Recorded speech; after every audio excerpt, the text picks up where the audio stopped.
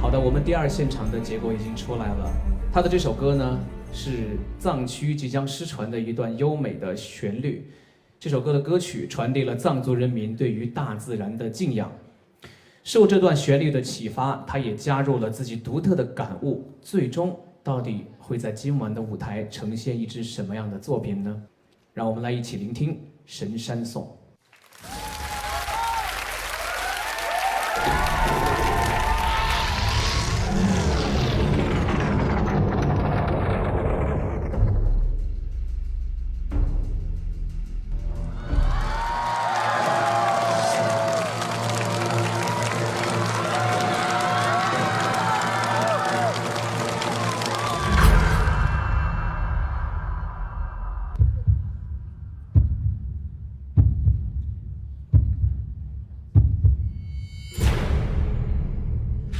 哎，我的妈呀！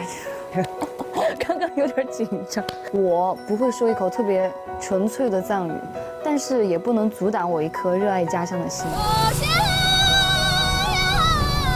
我家乡，我骄傲。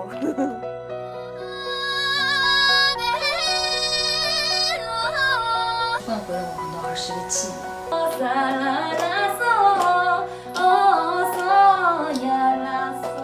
找到了一种非常非常原始的声音。要么心灵空那心，要么心心空那。好，我想唱，让我唱吧。哎呀，太好了，你们来帮忙，我就有信心了。一定要对得起3天2夜的采风。